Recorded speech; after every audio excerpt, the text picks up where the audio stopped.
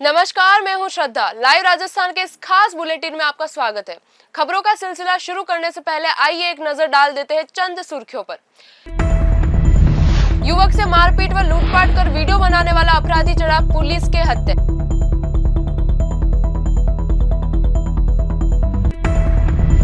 काकरोली में छोटे व्यापारियों ने उठाए नगर परिषद की कार्रवाई पर सवाल।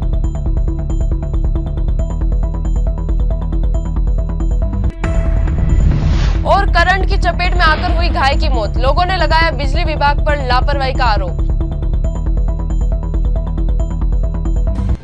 और अब खबरें विस्तार से।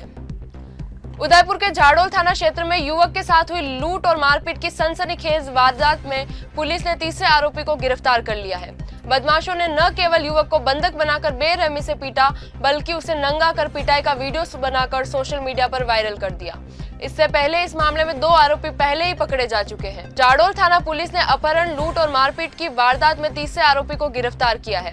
थानाधिकारी फेलीराम ने बताया कि पकड़ा गया आरोपी नितेश पुत्र नारू निवासी ढिंकड़ी झाड़ोल है। इससे पहले 2 आरोपियों को पुलिस पकड़ चुकी है। मामला 10 जनवरी 2025 का है, जब प्रार्थी रामलाल ने रिपोर्ट दर्ज कराई थी कि उसका बेटा गोविंद अपने साथी संतोष और सुनील के साथ झाड़ोल गया था। वापसी में सांडोल माता मंदिर के पास 20 से 25 बदमाशों ने हथियारों के बल पर उन्हें रोका। आरोपियों ने गोविंद और संतोष के साथ मारपीट की, जबकि सुनील वहां से जान बचाकर भाग निकला।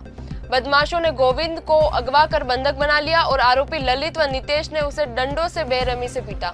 इसके बाद कपड़े उतरवाकर उनकी पिटाई का वीडियो बनाकर वायरल किया। घटना के दौरान पीड़ितों से 1500 रुपए भी लूट लिए गए। पुलिस अब अन्य आरोपियों की तलाश कर रही है।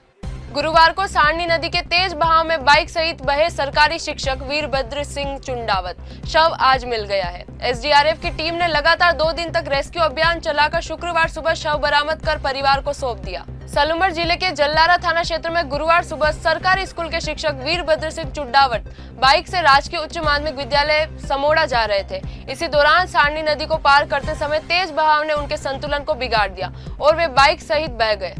सूचना मिलते ही एसडीआरएफ की टीम ने तुरंत रेस्क्यू अभियान शुरू किया। गुरुवार को उनकी बाइक को नदी से बरामद कर लिया गया था, लेकिन शिक्षक का कोई सुराग नहीं मिला। शुक्रवार सुबह टीम ने लगातार खोजबीन के बाद वीरभद्र सिंह का शव नदी से निकाला और परिवार को सौंपा। यह घटना बारिश के दौरान नदी पार करने में सावधानी की अनिवार्यता को उजागर करती है।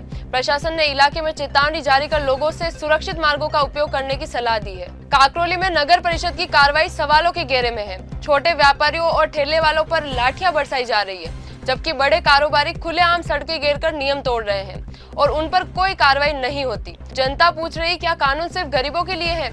आखिर क्यों नगर परिषद कमजोर पर सख्त और रसूखदार पर नरम है?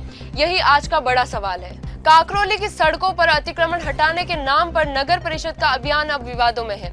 हाल ही में 100 फीट रोड पर ठेले वालों, लारी और फड़ वालों पर कार्रवाई की गई। दर्जनों परिवारों की रोजी रोटी छीन गई। अधिकारियों का तर्क था कि ये लोग यातायात बाधित कर रहे हैं, लेकिन इसी शहर के 50 फीट रोड पर बड़े शोरूम और मॉल खुलेआम सड़कें घेर कर बैठे हैं। ओला शोरूम, रिलायंस मार्ट जैसे प्रतिष्ठान फुटपाथों और पार्किंग पर कब्जा किए हुए हैं। सवाल उठ रहा है कि क्या ये अतिक्रमण नहीं? स्थानीय लोगों का आरोप है कि नगर परिषद केवल कमजोरों पर ताकत दिखाती है, जबकि बड़े व्यापारियों को संरक्षण देती है। सामाजिक संगठनों ने इस कार्रवाई को पक्षतापूर्ण और भ्रष्टाचार से जुड़ा बताया है। जनता मांग कर रही है कि कार्रवाई सब पर हो, चाहे गरीब हो या अमीर, लेकिन फिलहाल नगर परिषद इस दोहरे रवैये पर जवाब देने से बच रही है। उदयपुर के भुआणा क्षेत्र में बिजली विभाग की लापरवाही ने एक बेजुबान की जान ले ली। खुले पड़े बिजली तार की चपेट में आने से एक गाय की दर्दनाक मौत हो गई। ग्रामीणों का आरोप है कि बार बार शिकायत करने के बावजूद विभाग ने कोई कार्रवाई नहीं की। गुस्साए लोगों ने विरोध प्रदर्शन कर चेतावनी दी है कि अगर जिम्मेदारों पर कार्रवाई नहीं हुई तो वे सामूहिक आंदोलन करेंगे। गुरुवार को यह हादसा उस समय हुआ जब एक गाय खुले पड़े बिजली तार की चपेट में आ गई और मौके पर ही उसकी मौत हो गई। घटना के बाद क्षेत्र में हड़कंप मच गया और लोग आक्रोशित हो उठे। स्थानीय निवासियों का कहना है कि इस खंभे और तारों की समस्या को लेकर कई बार बिजली विभाग को शिकायतें दी गई थी, लेकिन किसी ने ध्यान नहीं दिया। ग्रामीणों का आरोप है कि यह पहली बार नहीं है। विभाग की लापरवाही के चलते पूर्व में भी हादसे हो चुके हैं, लेकिन जिम्मेदारी तय करने की बजाय मामले को दबा दिया जाता है। इस घटना के बाद ग्रामीणों ने जमकर नारेबाजी की और प्रशासन से दोषी अधिकारियों पर सख्त कार्रवाई की मांग की। लोगों ने चेतावनी दी है कि यदि जल्द ही सुधारात्मक कदम नहीं उठाए गए तो वे सड़क पर उतरकर सामूहिक आंदोलन करेंगे। संस्था पर उदयपुर गोरक्षा परिवार आज एक ही गाय की डेथ हुई। अगर इस जगह कोई बड़ा भी बच्चे कोई भी होते हैं उनकी भी डेथ हो सकती थी। करंट लगने से अभी एक ही डेथ हुई। मतलब डेली के एक केस आ रहे हैं मेरे पास, उदयपुर बुआना सब जगह से केस आ रहे हैं। तो ये सरकार से यही निवेदन है कि गो कानून भी निकाला जाए जिसमें कोई मतलब गाय मतलब बाहर छूट जाए उनको मतलब हम गौशाला जाएंगे। अगर कोई बात में भी आता है गौशाला में कि हमारे गाय, उसके लिए हम सख्त कार्रवाई करेंगे। और जय गौ माता। प्रकाश प्रजापति नाम है, बुआना का पूर्व वार्ड पंचायत गाँव में है। अभी हमारे जो जोराजी बाजी में घटना हुई है, गाय की है। पोल पे करंट आ रहा था, रमेश जी ने फ़ोन किया मेरे को।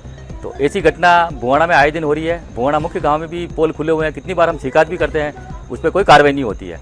उनकी लापरवाही इतनी बढ़ गई है कि 3-4 महीने से ठेकेदारी में दे दिया है। आरएसी भी कंप्लेन करते हैं, फ़ोन करते हैं तो हाँ आ रहे 10 मिनट में। 10 मिनट का मतलब 2 घंटे लगते हैं, 5 घंटे लगते हैं। तो बिजली की समस्या हो रही है और ऐसी घटना से आज गाय गौ माता की हत्या हो गई है, मर गई है। और कुत्तों के लिए देश में कानून है, 10 दिन में सरकार ने कानून बदल दिया और कुत्तों के लिए कानून बन गया है और गायों के लिए कोई कानून नहीं बना अभी तक। तो मेरे एक ही निवेदन है, इनके खिलाफ कार्रवाई होनी चाहिए, आरएसपी के खिलाफ, और हो सकता है तो मैं मुकदमा भी दर्ज करूंगा इनके खिलाफ। इनकी लापरवाही से ये घटना हुई है।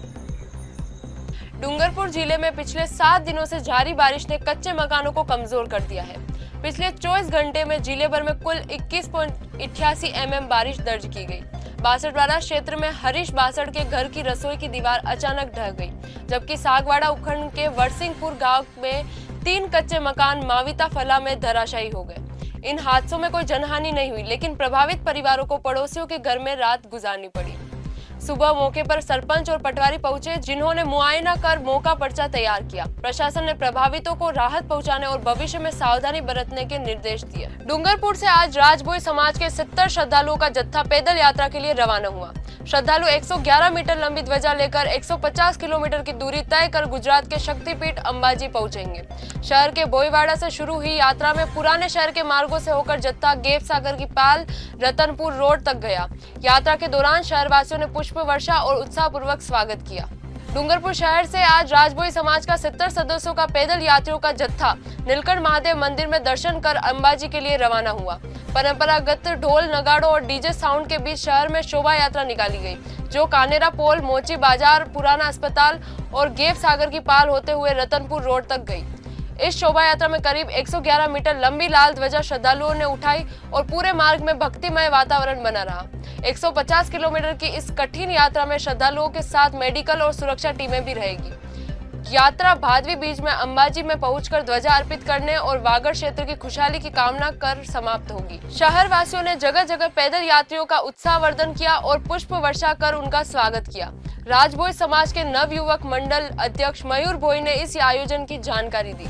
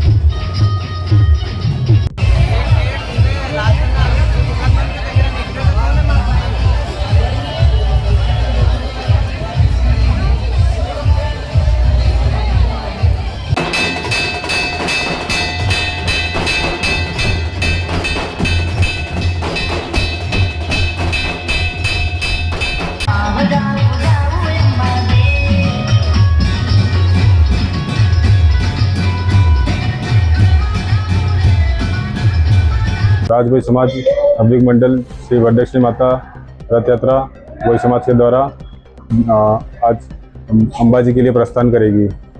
यह यात्रा 4 दिनों की होगी। इसमें 5वें दिन अंबाजी में दर्शन करेंगे सभी यात्री।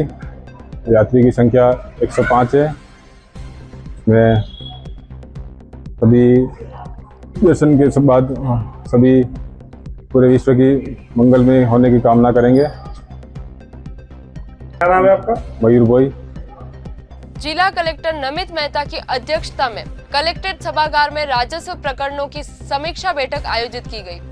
बैठक में लंबित प्रकरणों के समय पर निस्तारण और गुणवत्ता सुनिश्चित करने के निर्देश दिए गए। इस बैठक में जिले भर में लंबित राजस्व मामलों की बिंदुवार समीक्षा की गई। सभी अधिकारियों को समय पर और गुणवत्तापूर्वक निस्तारण करने के निर्देश दिए गए। विशेष ध्यान राजस्व न्यायालय से जुड़े मामलों पर दिया गया और अधिकारियों को इन प्रकरणों के गंभीरता से निस्तारण का पाबंद किया गया। बैठक के दौरान बारिश के मौसमी दौर में वर्षा जनित हादसों की रोकथाम के लिए भी पूरी मुस्तैदी से काम करने की हिदायत दी गई। जिला कलेक्टर ने सभी एसडीएम को निर्देश दिए कि वे ब्लॉक स्तरीय टीमों को अलर्ट मोड में रखें और किसी भी आपात सूचना पर त्वरित कार्रवाई सुनिश्चित करें। बैठक में अतिरिक्त जिला कलेक्टर प्रशासन दीपेंद्र सिंह राठौड़, सभी एसडीएम और तहसीलदार भी मौजूद रहे, जिन्होंने अपने अपने क्षेत्रों में कार्य योजना तैयार करने और तत्परता बनाए रखने का आश्वासन दिया।